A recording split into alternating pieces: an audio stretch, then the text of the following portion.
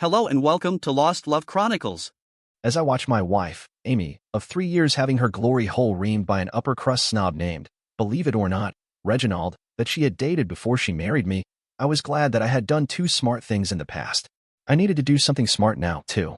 However, since I was devoid of a camera, my cell phone was being repaired, I had just seen Reginald bust his juice in her, and Amy and I had to be at her daddy's house for dinner in less than an hour. I knew that by the time that I got a camera the photo op would be gone. Since Reginald's car was blocking Amy's, however, I could cause them some pain and get a small amount of revenge and still be smart. With gloves on for all my related endeavors, I quickly unscrewed the valves on 3 of his tires, deflated them, and then restored the valves. I got a rubber mallet out of the garage and waited behind a bush. Reginald came hurrying out of the house a few minutes later. As he swore and knelt by his right front tire, unseen I hit him on the head with the rubber mallet. I didn't hit him hard enough to kill him, but hard enough to put him out. I removed the car keys from Reginald's pocket and threw them as far into the woods next to our house as I could. Since I was a center fielder in high school and 2 years in college, the keys went far enough never to be found. I removed the credit cards, driver's license, and cash from his wallet. You would think that a rich snob would carry around more than $28 in cash, wouldn't you? Then I wiped off the small amount of hair, tissue, and blood on the mallet with a cloth soaked in bleach, returned the mallet to the garage, and put the cloth in a plastic bag. The credit cards and license joined the rag in the bag. With the plastic bag in hand, I ran to my car, which was several hundred yards away so that Reginald could not have seen it, and drove toward dear old daddy-in-law's house at a high rate of speed. One of the few operating pay phones left in America was at a 7-Eleven on my way. I parked at the next store over. I removed my suit jacket, put on a nondescript baseball cap and sweatshirt, and mirrored sunglasses, and then walked toward the phone.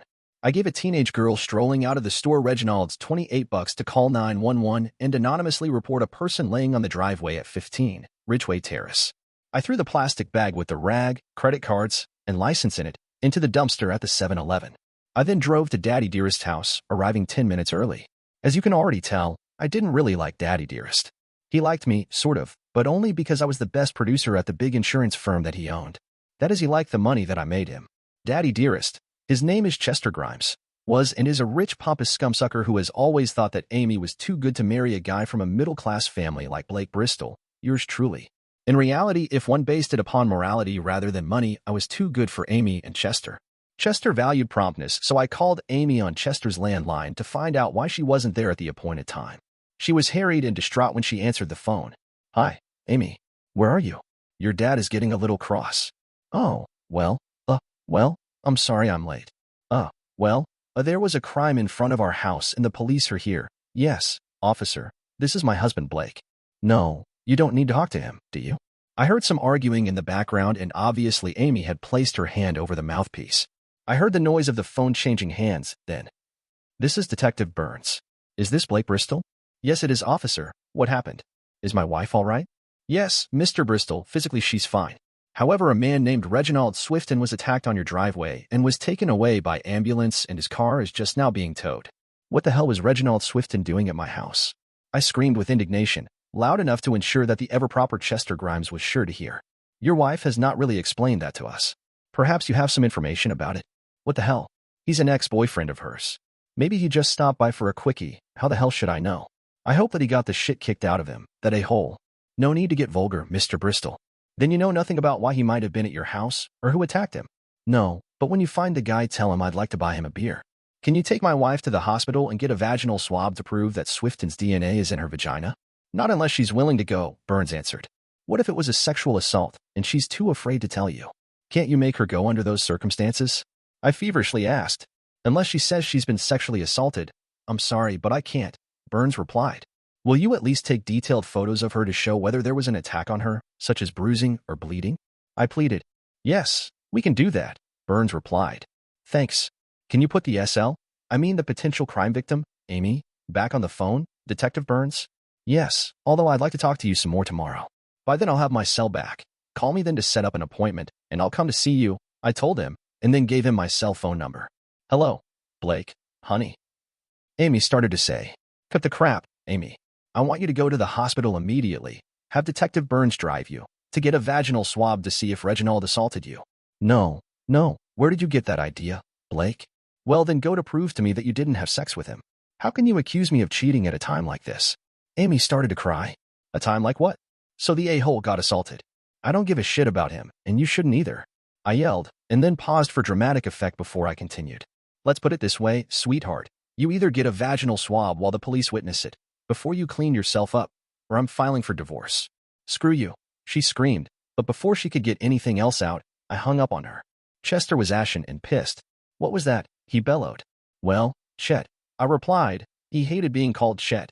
Your daughter has cheated on me with that a-hole Reginald Swifton, so I'll be divorcing her. When Chester got over his shock, he stammered, You can't talk to me, or about my daughter, like that. I should fire you. The phone rang. I knew that it was Amy, so I just lifted it up, and then slammed it back down. Will you put that in writing? I excitedly asked, taking a pen and pad off of the kitchen counter and handing it to him. Even though it will rip my heart out not to make money for a pompous scumsucker like you anymore, I'll somehow survive being terminated. Chester stammered some more, including mumbling about what a classless ingrate I was, and how he would be glad to get rid of me. As he wrote, Blake Bristol is fired as of today, putting in the date and signing his name. Thanks, shithead, I said, and then walked out the door cradling my pink slip, with the ringing phone providing background music. Okay, I know that you're a little confused by my actions and think that I might be a nutcase, but maybe a little more information will help clear things up. The two smart things I referred to in the first paragraph were the conditions of the prenuptial agreement I had with Amy and the employment contract with Chester's company, signed at the same time as the prenup. I humbled both Amy and Chester into agreeing to adding one provision to each of those contracts. I made the prenup reciprocal, that is, if either of us physically harmed the other or had sex with anyone else during the marriage, then the penalties of the prenup would take effect. In my case, I'd get $500,000 from her trust fund before we split our other assets 50-50. In her case, she'd get 85% of the assets. If there were children, fortunately we had none when I saw Reginald porking her, the wrong party would get custody. I had never even touched Amy in anger, and had never cheated on her despite ample opportunity to. As far as the employment contract was concerned, if I was fired or demoted so that my earnings or responsibilities were reduced by 10% or more, then the non-compete provisions of my employment contract were voided. I was not in the strongest position to divorce Amy for infidelity and get my due under the prenup because I had no photos or recordings that constituted definitive proof. I had suspected her for a year, though, and had gathered a significant amount of admissible evidence. That is, I did have circumstantial proof of her cheating well before the Reginald incident. My middle-class background friend and attorney, Ron Botts, told me that the circumstantial evidence gave me a good shot if we got the right judge, and that we likely could gather some more useful information during discovery. Ron also counseled me on what to do and not to do with a divorce action imminent. I was advised to avoid closing accounts, switching money or securities, canceling credit cards, etc., until we got an order from the court accounting for and freezing assets. Acting precipitously would look bad to the judge and prejudice our case. As soon as I left Chester with steam coming out of his ears, I bought a burner cell phone and called Ron's office. Why are you still there at 7 p.m. on a Friday night? I asked. Servicing helpless shits like you, he laughed back. What's up? I explained the situation to him, but only from the time that I got to Chester's house. Ron had straightforward advice. Don't go back home tonight. Go to a hotel, get receipts, and be seen on their security cameras. Tomorrow morning, a video camera toting PI will accompany you back to your home and leave a recording device there. Meanwhile, I will check up on this Reginald thing. I'll initiate the divorce proceedings Monday. I did as instructed. The next morning, Saturday, the PI and I went to my house, the scene of the Reginald screw job. The PI went in the side door, and I went in the front door. I made noise and yelled out, Amy, I'm here to get some things, then leave. Amy quickly came down the stairs. Where the hell do you get off accusing me of cheating and making my dad fire you, you creep? Did you get the vaginal swab? I sarcastically asked. Hell no, she started screaming before I cut her off. Then we have nothing to talk about. I'll get my clothes and leave. She was so concentrated on berating me that I'm sure that Amy didn't see the PI, but he got good photos and videos of her face and exposed skin, showing no cuts or bruises. I closed and locked the bedroom door and ignored her pounding and yelling as I packed my clothes and valuables into 2 suitcases. I checked the sheets for spots, but she was smart enough to have changed them. She probably burned them or soaked them in bleach. Once packed, without a word, I walked right past her and out the front door. The PI filmed her with a telephoto lens from the car as she screamed on the outside stoop as I left. He had placed a long battery life voice-activated recorder in the kitchen when Amy and I were upstairs. How'd the photos and video come out? I asked as we drove away. Perfectly. It's easy to see that she had no marks on her. The placing of the voice-activated recorder turned out to be a touch of genius. Later that day, we caught her conversation with one of her friends, Lila Castle. Amy got Lila to punch her in the face and arms and put small cuts on her arms and neck. After Lila did what Amy asked, they both went to a clinic to have the cuts and bruises documented and took photos. While Amy and Lila were at the clinic, the PI and I went back to my house to remove any other stuff I needed and to pick up the recorder. Ron had called it perfectly. We sued for adultery on Monday. By the end of the week, Amy had countersued for physical abuse. About the time that the divorce papers were being served on Amy on Monday, after I had cleaned out my office and retrieved my cell phone from the repair shop, I went to see Detective Burns. "Where were you when this Reginald Swifton thing went down, Mr. Bristol?" was his first question after an exchange of pleasantries. "It sounds like you're treating me as a suspect," I said, with crossed arms. "Well, we do have evidence linking you to the scene," he continued. "Well, then you should arrest me, because I'm done talking to you and want my attorney," I said forcefully. Of course I knew that he had no evidence. "Is that really the way you want to play it?" "You'll look guilty," Burns continued. "I thought that when I asked for an attorney you couldn't ask me another question, and you just did." "Either arrest me or I'm leaving," I said. I got up and started to walk out the door. "We'll be in touch," Burns continued, without bluster. "Only with my attorney," I said, handing him one of Ron's cards, then exiting. I never heard from him again, nor did Ron. I really wish that at the time that the suit and the countersuit were filed that I had been aware of a conversation that Ron had with another PI, Dan Drake, who was also a friend of Ron's. My angst would have been significantly relieved, and I would have understood Ron's staunch confidence in our case. The conversation between Ron and Dan took place 2 days after the countersuit was filed. Ron related it to me only after the trial. "Dan, I don't want you to tell me any substance whatsoever of what you know, but I need answers to a question or two." "Shoot, Ron, if I can help I will," Dan replied. "Dan, does the name Amy Bristol mean anything to you?" "Yes, it does." "Do you have any clients you have worked for interested in Amy Bristol's activities?" "Yes, I do, Ron." "Can you give me their names?" "I will check with them and get back to you, Ron." Dan called Ron a few hours later. "Their names are Elizabeth Moore and Jamie Watkins, and—" "Don't tell me anything more, Dan." "Will either client want you to monitor a divorce trial where Amy Bristol is a party?" "Okay, Ron." "Yes, I'm sure that at least one of them will. I'll let you know the date, Dan." "Thanks," Ron signed off. While that conversation was taking place, apparently I was interviewing with Chester's biggest competitor, who hired me on the spot with the same salary as I was paid by Chester's company and with a commission almost twice as large. Since I had no non-compete with Chester's company, I contacted all of my old clients within a week, and within a month almost 90% had transferred their business to my new company. I could afford Ron's and the PI's bills. Also, between the start of the divorce proceedings and the trial date, more than 80% of the time, I beat Chester's company for new business when we went head-to-head. Ron had filed for a freeze of assets when he filed the divorce petition. It was granted. Neither Amy nor I was able to touch our money except for attorney fees and other litigation costs, the allowance provided by the court, or as a result of a special request that the other party either agreed to or the court ordered. There was no cashing of CDs, canceling of credit cards, shifting of money from joint accounts to solo ones, selling of stocks, canceling insurance policies, or raiding of safe deposit boxes.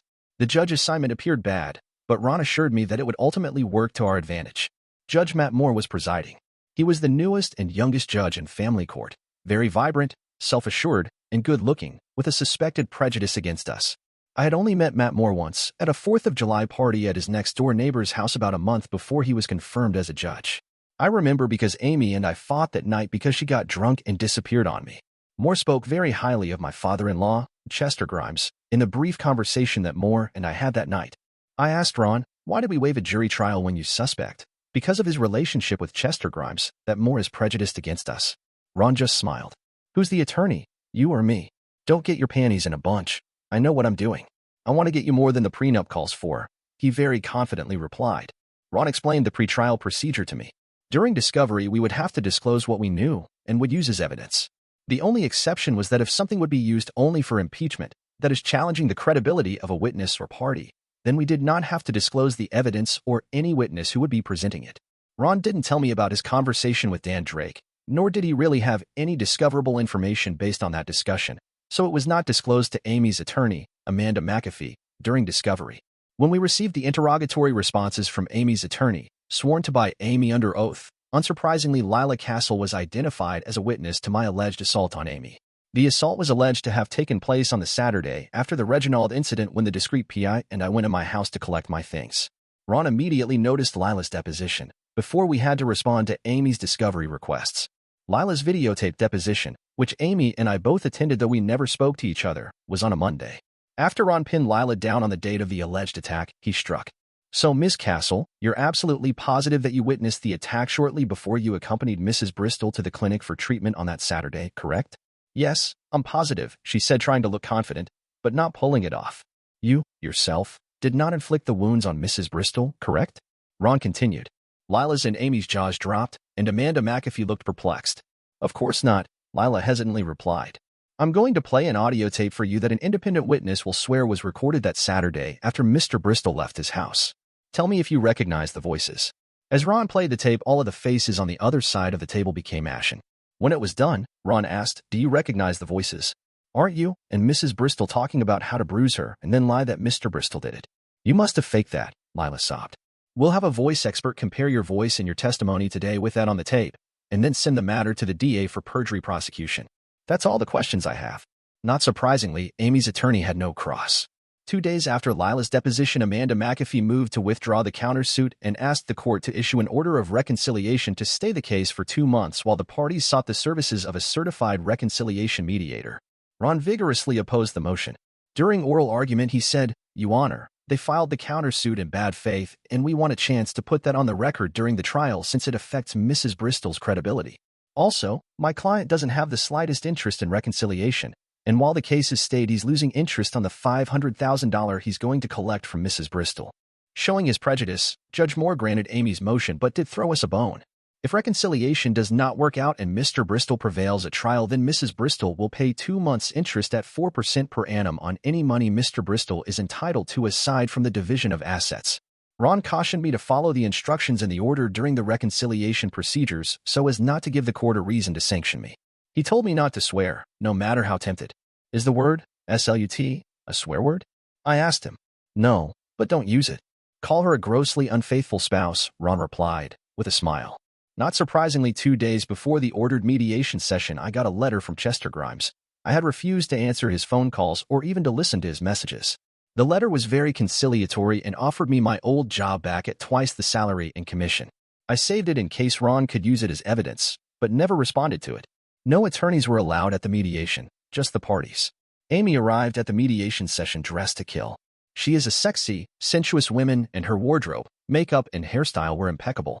If I didn't hate her, I would have loved to bend her over the mediator's couch and screw the shit out of her. Since the order said nothing about dress, I came in cut-off jeans, sandals, and an old college t-shirt riddled with holes. Amy hated that shirt and had tried to throw it away twice.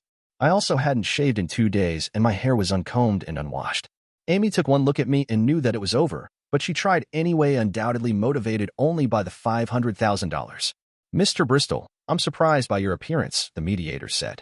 The order said nothing about dress, and this is how I chose to appear. I'm sorry if it doesn't meet your approval, I replied, trying to avoid a sarcastic tone, but probably not succeeding. The mediator then went over the procedure, while Amy and I remained silent. Even though I was the petitioner, she let Amy talk first. As the petitioner, don't I get to talk first? I asked. As the mediator, I can determine the order of discussion, she shot back, obviously still perturbed by my appearance. Amy was a great actress. She said how much she loved me and wondered why I was suspicious of her. She talked about all the great times that we had had together and cried where appropriate for dramatic effect. She took a good half hour. Either the mediator was touched by Amy's bullshit or was trying to fix the proceedings, because once Amy finished, she turned to me with misty eyes and said, Mr. Bristol, what would you like to say to your dear wife, who has just bared her soul? She's not a dear wife. She is a serial cheater, has been grossly unfaithful to me, and also is a liar, as clearly evidenced by her story that I beat her. Her entire presentation was an act in an attempt to save $500,000. I don't know if she ever loved me, but I don't care. I don't love her. In fact, I hate her, and I want to get a divorce as quickly as possible so that I can move on with my life. The mediator and Amy were shocked. During the rest of the session, I tersely answered questions or responded to statements from both the mediator and Amy. The only more than 4-word reply I gave during the rest of the session was when tearful Amy said, You never even gave me a chance to explain about why Reginald was there before you went ballistic. I told you then, in no uncertain terms, to get a vaginal swab to prove that you didn't have sex with him, or to accuse him of sexual assault, and that if you didn't, I was divorcing you. It was your choice. Live with it. That was not well received. As a last desperate gesture, the mediator said, Mr. Bristol, I want you to stand. Go over to Amy and give her a hug to see if that rekindles any feelings in you. I quickly responded, I didn't see any requirement in the order for me to have to hug her, and the idea of even touching my grossly unfaithful soon-to-be ex-wife makes my skin crawl. Since I don't want to lose my breakfast, I decline. Amy jumped out of her chair, started swearing at me as loudly as she could, and likely would have hit me if the mediator hadn't intervened. As the mediator was trying to calm Amy down, the big grin on my face probably wasn't helping that situation. The mediator said, "You can go, Mr. Bristol." The mediator reported to the court that there was no hope of reconciliation, so the court dissolved the stay and discovery proceeded. During discovery, Amy's attorney took my deposition. I answered all her questions truthfully except for two. They were, did you ever actually witness Mrs. Bristol having sex with another man before the divorce petition was filed? And did you ever see Reginald Swifton at your house while you were married and before the divorce petition was filed? I'm basically honest, but not stupid. After several months of pretrial proceedings, during which Judge Moore demonstrated his bias whenever possible while still protecting the record for appeal, the trial was set for 2 months after discovery closed. Ron had not taken Amy's deposition for strategic reasons, he told me. However, he did have Amy's response to interrogatories where she swore that she never had sex with another man while married and before the divorce petition was filed. During the trial, we presented our circumstantial case of infidelity by 3 o'clock of the first day, since we had enough evidence to resist a motion for directed verdict. Despite how biased Moore was, he knew that he'd be reversed on appeal if he granted it. It was now the respondent's turn to present her case. Of course, Amy's star witness was Amy herself. Under oath, Amy denied ever having sex with another man while married. At some points, Judge Moore looked a little uncomfortable, but for the most part, he was eating out of her hand and overruled essentially every objection that Ron made. When she finished, it was almost 5 o'clock, so Judge Moore ordered that cross would begin at 9 the next morning. As we were getting our papers together to leave, a guy came up to Ron with a big smile on his face. When Ron saw him, he returned the smile. I had seen the guy sitting in the courtroom during Amy's testimony, but didn't know who he was. "Blake, this is Dan Drake, a friend of mine," Ron said. I shook Drake's hand with a perplexed look on my face. "I have some information for you, Ron," Drake said, his grin even wider. "It relates to impeachment of Amy Bristol's testimony. Let's go to my office and order dinner in," Ron cackled as the three of us took off. At Ron's office, Drake showed us one DVD of naked Amy riding James Watkins to orgasm, as he called out her name. Drake said that he had another DVD, but Ron stopped him from showing it to us. "I just want you to testify about the date of your second DVD. If it is what I think it is, but don't know for sure, I don't want to see it now, and I'm sure it will never be shown in court." Promptly at 9 the next morning, Ron started his cross of Amy. After questioning her about Reginald's visit the day that I witnessed him screwing her, he asked, "Do you know a man named James Watkins?" "Yes," she hesitantly replied.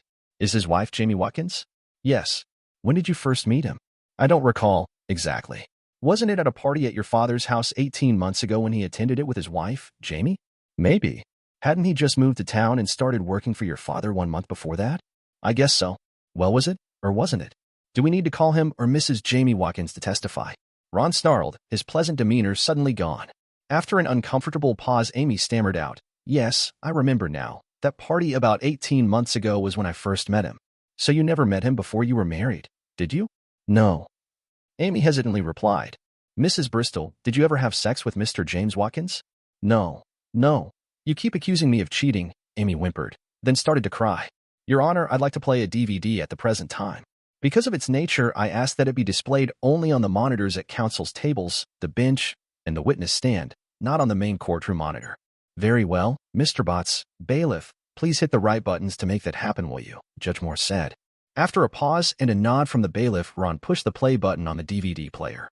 Amy screamed, and then covered her mouth with her hands as she saw what appeared on the screen. "Is this video of you and Mr. Watkins having sex, Mrs. Bristol?" Ron asked after it played for about 60 seconds. No, it's a fake." "Turn it off," Amy sobbed. "No further questions, Your Honor." "If there's no redirect, I'd like to call Dan Drake to the stand." "No redirect," Amanda McAfee said, wincing as Amy exited the witness stand in tears. "However, I have an objection.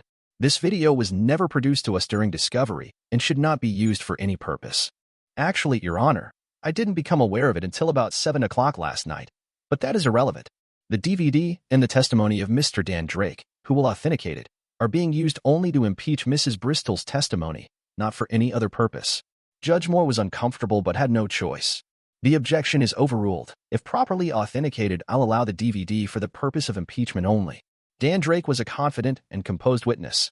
After Ron ran him through his qualifications, he authenticated the DVD, explained that he filmed the video at Mr. and Mrs. Watkins' house with his client's, Mrs. Jamie Watkins' permission. and that it was of James Watkins and Amy Bristol having sex while she was married to Blake Bristol and before the divorce petition was filed. Judge Moore now looked extremely uncomfortable, especially when Ron asked Drake, "Do you have another video of Mrs. Bristol having sex with another married man while she was married to Mr. Bristol?" "Yes," Drake excitedly answered. "What is the date of that video, Mr. Drake?" "July 4th, 2012, Drake responded, looking directly at Judge Moore. Judge Moore interrupted. "I need to see lead counsel and the parties in my chambers right now." When we got into chambers, the judge removed his robe, then sat pensively. Finally, he spoke. "Ms. McAfee, your client Mrs. Bristol appears to have committed perjury. I may be obligated to bring this to the D.'s attention and certainly comment on it if I write an opinion. I'm going to recess the trial for 24 hours. I suggest that you work out a settlement during that time." Amy looked down at the floor and Amanda McAfee appeared shell-shocked, but resigned. "If you don't, you won't like what happens next," Moore continued. "Unless someone has a very good reason to present additional evidence, I'm ruling that testimony is closed in this case. I'll also entertain a motion that the record be sealed." By 4 that afternoon, Amy had written me a check for $500,000, plus interest, had paid all of Ron's fees and disbursements, and had signed a document agreeing to the divorce and giving me 60% of our assets. Not the 50% set forth in the prenup. That extra 10% was just my little extra dig. In return, we settled the case with prejudice, promised not to bring Amy's perjury to the DA's attention, and filed a joint order to have the divorce granted for irreconcilable differences and the record sealed. That very afternoon, Judge Moore anxiously approved the settlement, granted the divorce, and sealed the record. When Ron, a few others from his office, Dan Drake, and, surprisingly, Jamie Watkins, and I went out to dinner to celebrate that night, I whispered a question to Ron. Why was Moore so insistent on getting this concluded, and the record sealed? "Of course, I have no actual knowledge of this," Ron grinned. "Otherwise, as an officer of the court, I would have had to have filed a motion to recuse Moore and report him to the Ethics Commission. However, I'm betting that he had a personal interest in the matter," Ron said, his grin now having morphed into a truly diabolical one. After thinking a few seconds, I didn't have to ask any follow-up questions. For months later, I read that Judge Matt Moore and his wife Elizabeth Moore had been granted a divorce for irreconcilable differences. The details weren't made public, but I did notice that when around town, Judge Moore was now driving a 5-year-old Ford, whereas when I met him at the 4th of July party in 2012, he had been driving a new Mercedes. Dear listeners, please share your thoughts in the comments section below, and don't forget to like, share, and subscribe.